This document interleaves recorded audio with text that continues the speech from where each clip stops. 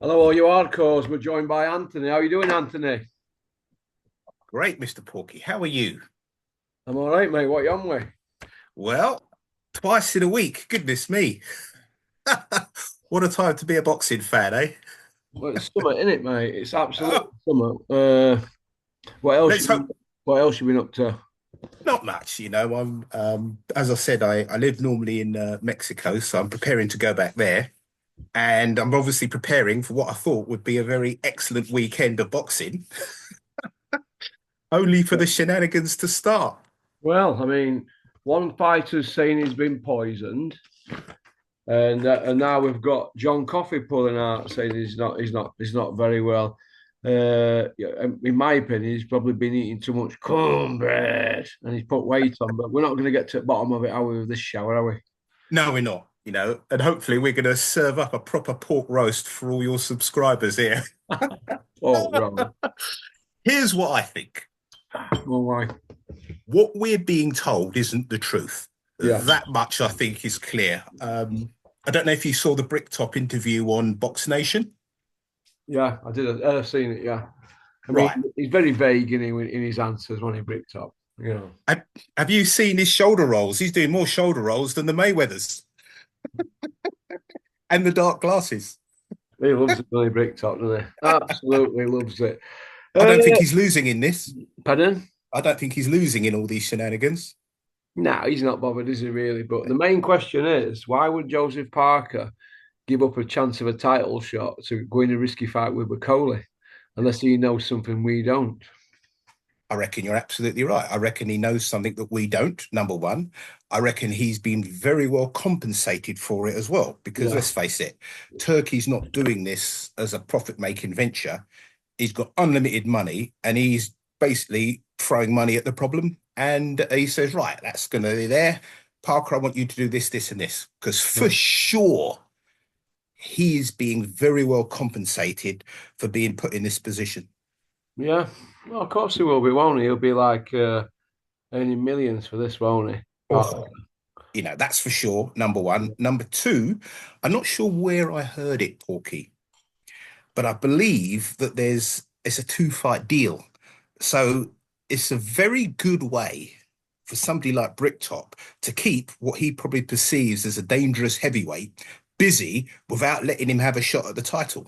Yeah, yeah, there you go. Well, it's a little bit like when Eddie Hills, when he signed Luis Ortiz, who was a WBA interim champion and he was number one ranked, they signed him to keep him away from Big Meech, didn't they, really?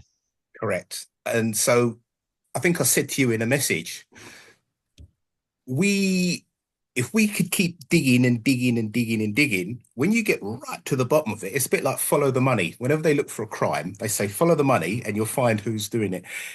I reckon that at the bottom of this, you will see the promoters, particularly one, aka known as Bricktop. That's my Yeah. opinion.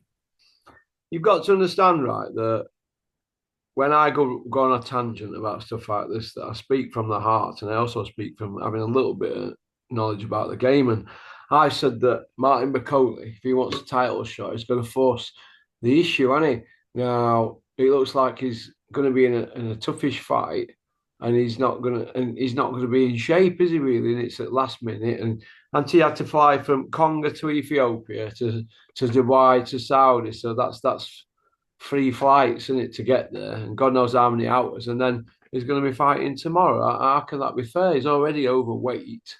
You know, he hasn't been preparing for Parker, has he? So I think he's just taking it for money because they know that they're never going to get a title shot. You know, a bit like Luis Ortiz, he had to go hard route, didn't he, to get to Wilder. You know, Correct.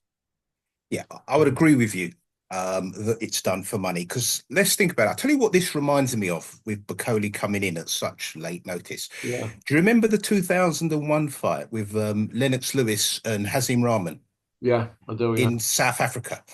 Lewis was filming Ocean's 11, right? yeah, And he came in, I think like 10 days before. And because that fight was rather at altitude, a lot of people were saying, come on, is he taking this lightly?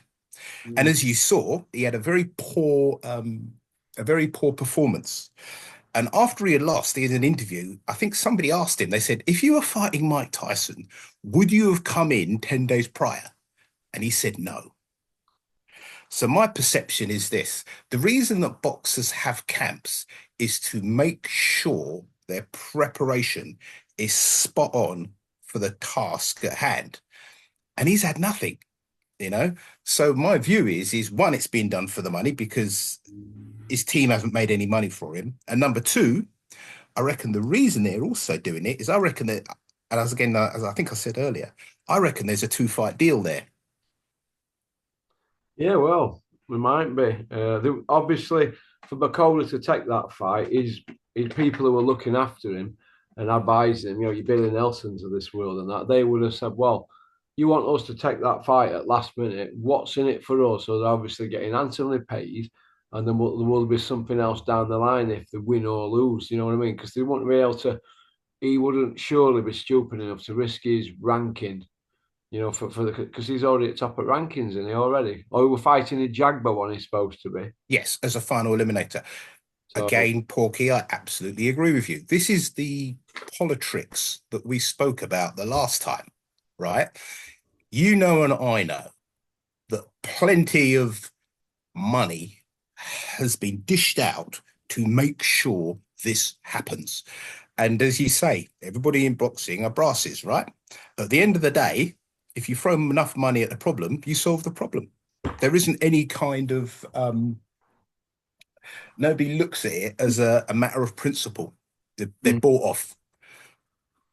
Yeah, my argument with this one is this, right?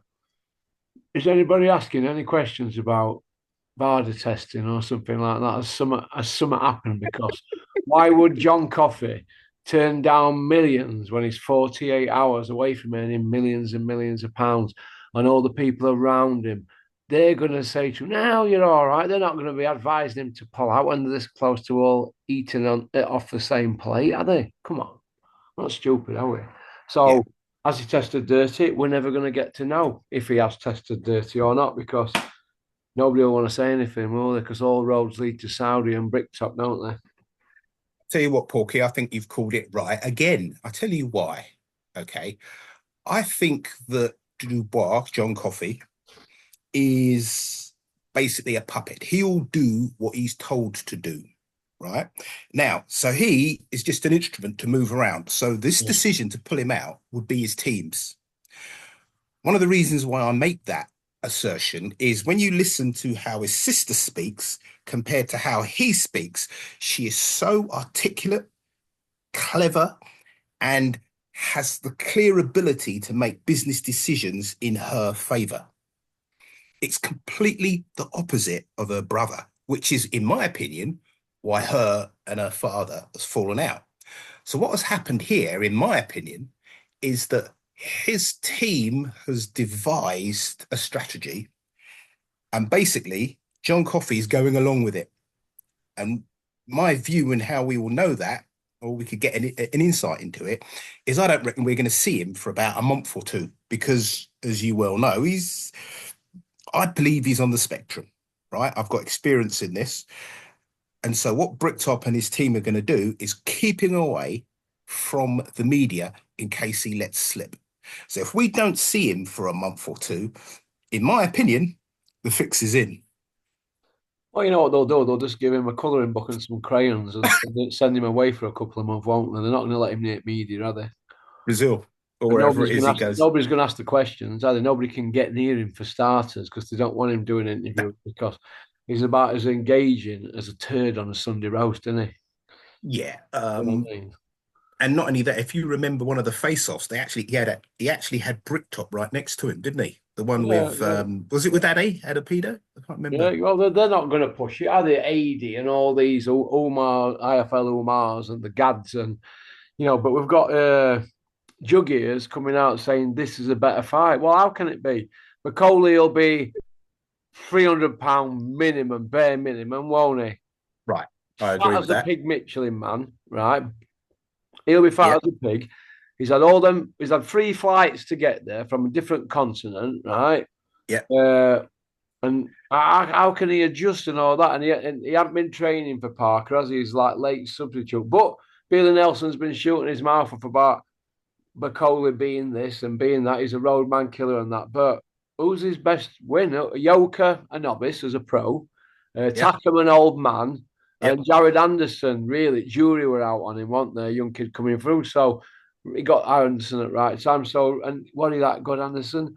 So you've got to look at it like that as have we all really got carried away by the hype from Billy Nelson? And it remains to be seen, doesn't it? But they're his best wins, and he got done by Hunter, a cruiserweight, and he's never been a world champion. So is Bacoli that good? Is Parker that good? I mean, somebody said earlier on in comment section, I forgot who. I said Parker's got 3 wins over champions. Massey, Andy Ruiz, even though it was a vacant belt, it still ended up with a win over him, didn't he? Yeah. Do you know what I mean? I Uh, agree. so I don't know. I agree with you. I think, I know what look, other guy you beat Parker. Have a look. We've got it wrote down here somewhere. um, Wilder, he beat Wilder, didn't he, as well? And he's got wins over Chisora, hasn't yeah, he? He got beat by Dylan White, though, didn't he, Parker? And correct, Joshua. And Joyce done him as well, didn't he? correct. So However, he Parker's says he not was that ill. good. He's a top 10 guy, isn't he, Parker? I know he had a world title, but he's a top 10 guy. I thought Huey beat him on points. It was a crap fight, though, but I thought Huey beat him. He couldn't figure Huey out. But point I want to make is Parker that good? Yeah, he beat Zhang, didn't he? Right? Yeah, And he beat washed up Wilder he's doesn't got really count. Wilder and Chisora twice and that, but I think people have got carried away with this Andy Lee hype and this and that. Andy Lee, I'm not saying he's a good trainer, but I think a lot of people have got carried away with this Joseph Parker hype, and I think the bar would have flogged him on the spot personally. But something's happened, whether they've got the Usyk fight down the line and they don't want to risk him, or he shit his pants and he didn't want to fight Parker, or he got stage fright, or the other issue, it could be something to do with testing, or there could be some issue behind the scenes, but we're not going to get to the bottom of it. So they're going to wheel the spin doctors out, and then they're going to not tell us anything. And then they're going to have like your people like Spencer Brown, Johnny Nelson, Juggies Oliver. They're all going to come out and go into bat for this show to big it up, to big Bacoli up as this roadman, when technically he's a last minute replacement, overweight. And look how close he's going to be fighting to after all them aeroplanes he had to catch. That's not good, That's not good. I'd agree with that, Porky, because one of the ways you can tell that we're not being told the truth is how aggressive the narrative is. And if you look and see how aggressive, first of all, Bricktop was in Yeah, terms of saying what's going on, he's shutting down any yeah, kind of questioning. Well, here's my point with that. The truth is like a lion, isn't it? It yeah, doesn't need defending, it defends itself, yeah, number one.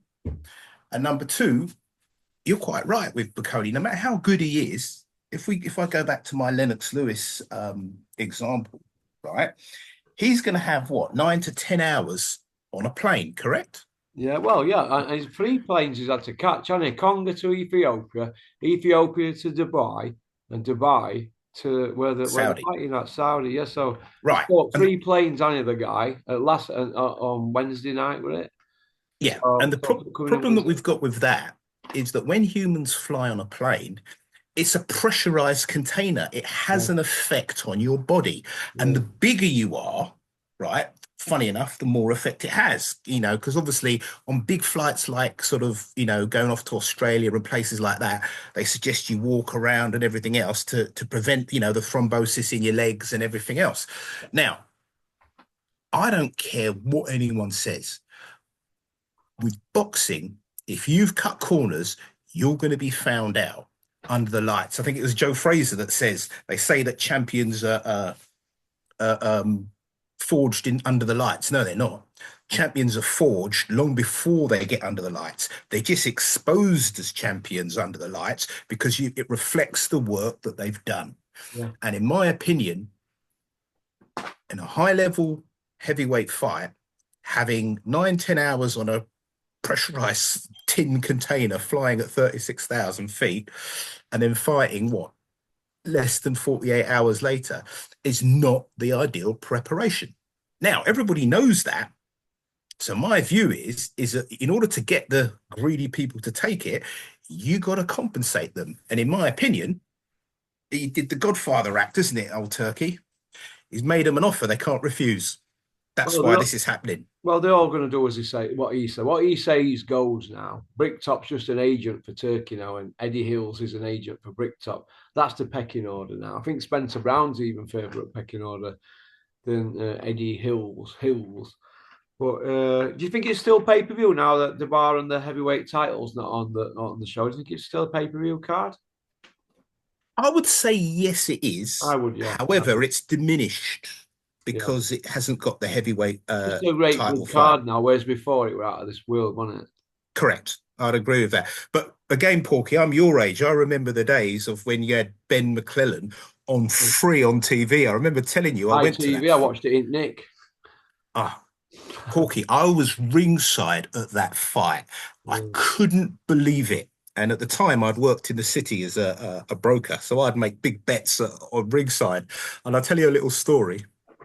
I took a friend of mine from the dealing room, his first boxing fight, and we'd gone there, flash as you like, guys. And we were sitting there, and there's a guy next to me, and I said, "Listen, McClellan's got this, and whatever." And I did a 2 grand bet. The first round starts, and then Ben's knocked out the ring, and I doubled up at the end of the first round. And then Ben has that amazing second round. I did 4 grand with a stranger on that, and I've never bet on a fight again. So, coming back to your question, we in the old days we used to have brilliant fights, but now these greedy promoters are putting anything on as pay-per-view. So yes, I will say it's pay-per-view. However, it has been diminished. Yeah. I will say that Bacoli is again another top 10 heavyweight replacement, but that's been managed because of Turkey's money, you Mm, know. yeah. Yeah. Johnny Nelson's coming out big in Bacol, this and that, and blah, blah, blah. But they all know about aeroplanes and what happens and blah, blah, blah. It's only dangerous, I think, when you've got to make weight and that, because Jamie McDonald had a similar problem. Right. But in Japan, I think they stopped to buy and that. And he had a similar problem. It does affect you, but he got knocked out in the round anyway, didn't he? By I know you, but McCauley doesn't have to make weight, so that's the good thing. But he looks out of shape to me. Yeah. I said I noticed his Big Malk's interview. He's always there or thereabouts, isn't he, Big Malk? He's with Feeling his the giant limelight, isn't he? bins. Listen, I think that a narrative has been put out there in the media where what you find is that everybody has to sell the card, which is why you're seeing Juggy Spencer Oliver saying this is a better fight than the previous Debar fight. You've got Big Mount coming out. You've got every man and their dog bigging up Turkey and how it's been saved and how excellent it is. That's a narrative because the truth be known, we've got one heavyweight who's been in camp and seems to be in the shape of his life, certainly mentally, against somebody who was, in his village in the Congo doing whatever. And from the pictures I've seen, as you say, I reckon he's coming in at 290s, maybe £300, which you're not going to be going 12 rounds with that. No, and another thing as well, he's probably been eating too much crocodile because he eats crocodile, doesn't he? He was saying the other week. So Does he? I didn't know it's a that. delicacy in it in some countries, isn't it? Right, yeah. It And looks they, like and he's they been got some eating a big lot of it, crocodiles doesn't he? down there in the Congo River.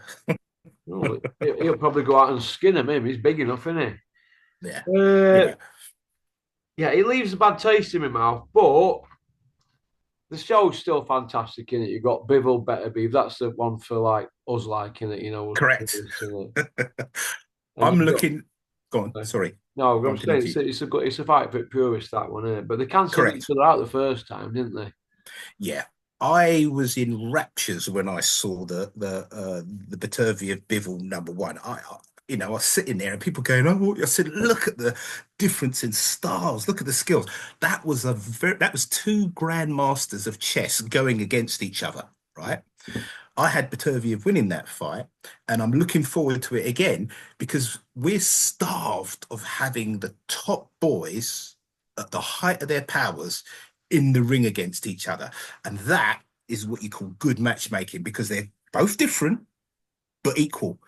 And again, as you say, for the real hardcore and the purists, that's the fight we want to see.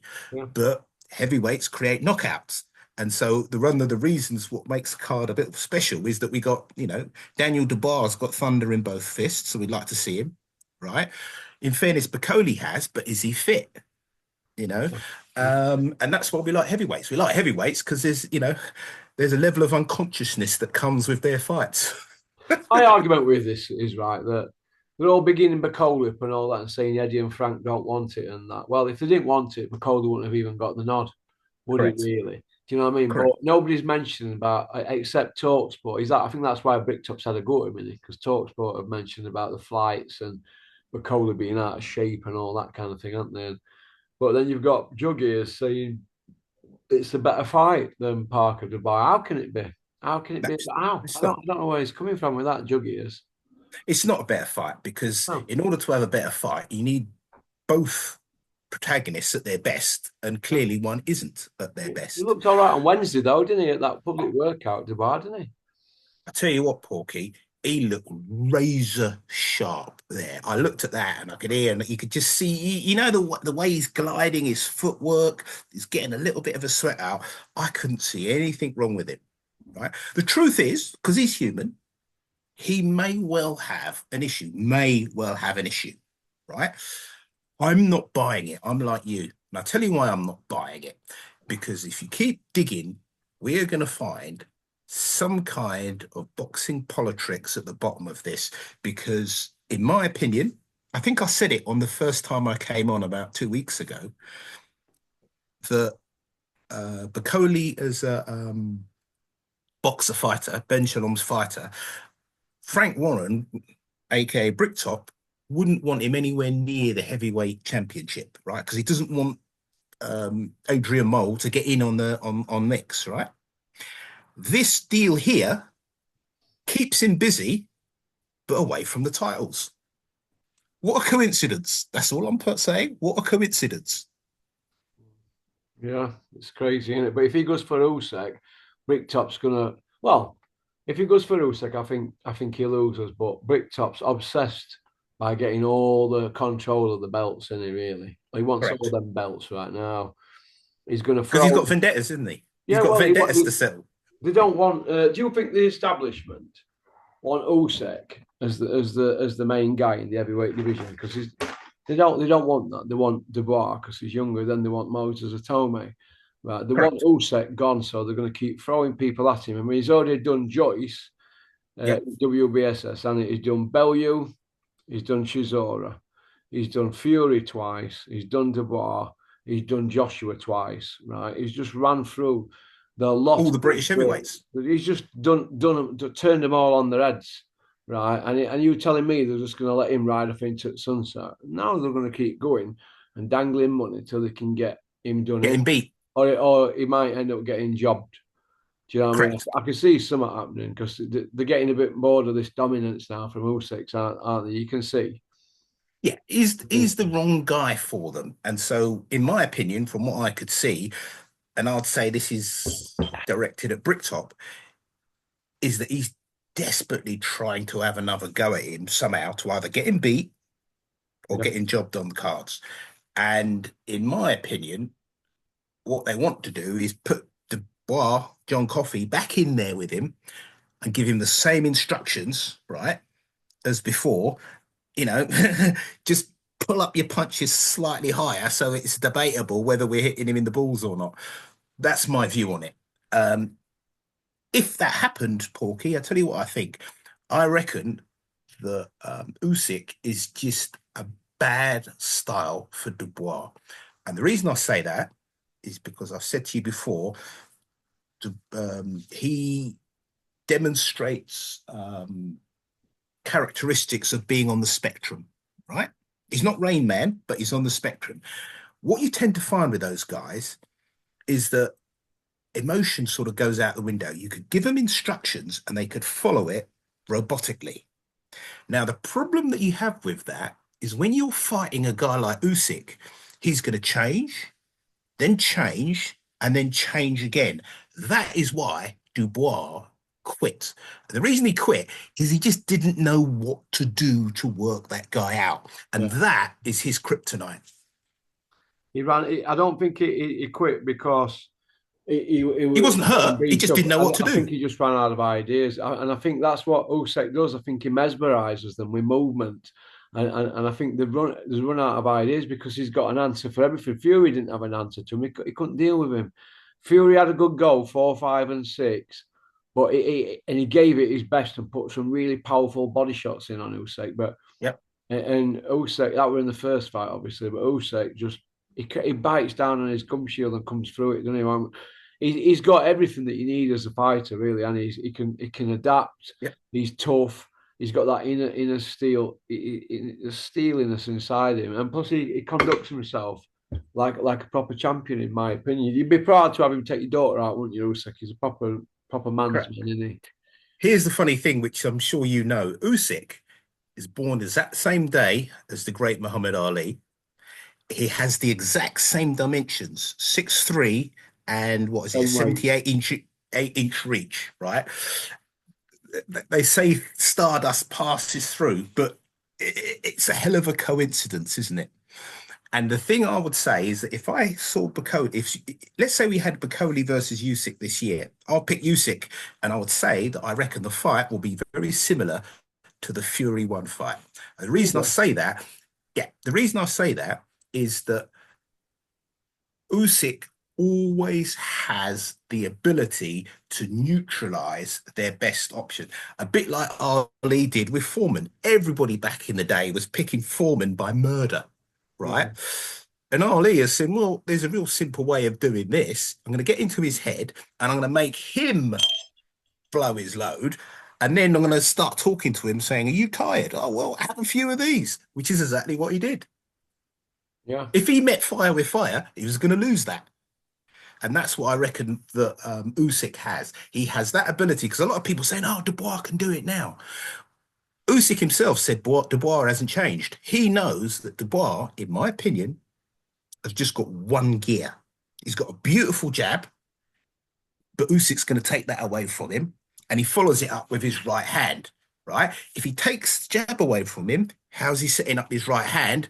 And Usyk's going to counter him, move off with his southpaw style, counter him again, move off, frustrate and frustrate and frustrate him. And after 6, 7 rounds, he's done.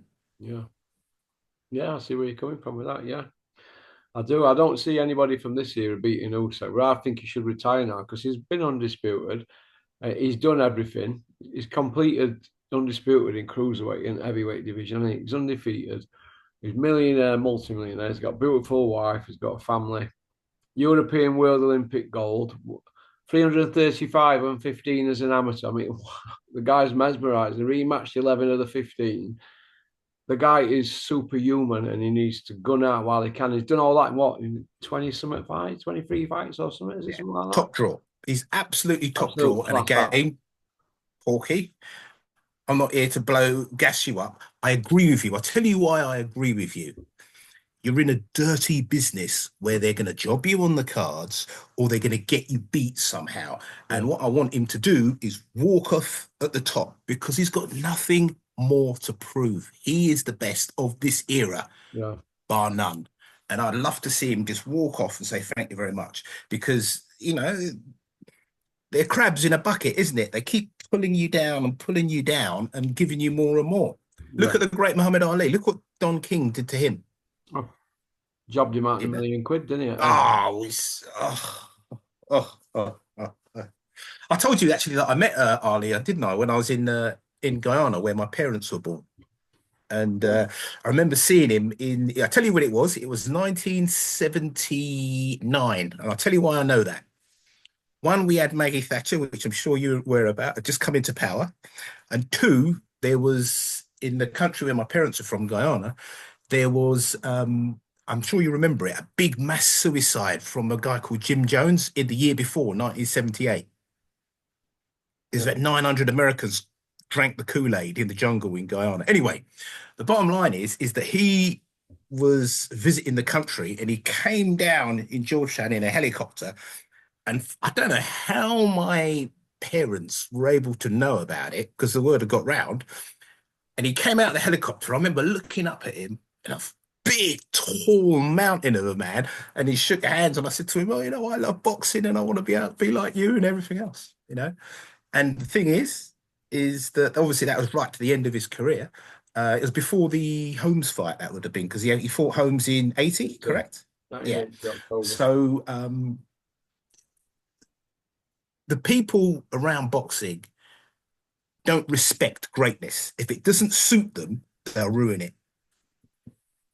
Well, they should respect Usyk and give him his flowers because instead of trying to stick it to him all the time, because he's just like I just said there, he ran through all that lot, didn't he? All these Brits, ran through the lot of them, and he's having to beat them twice.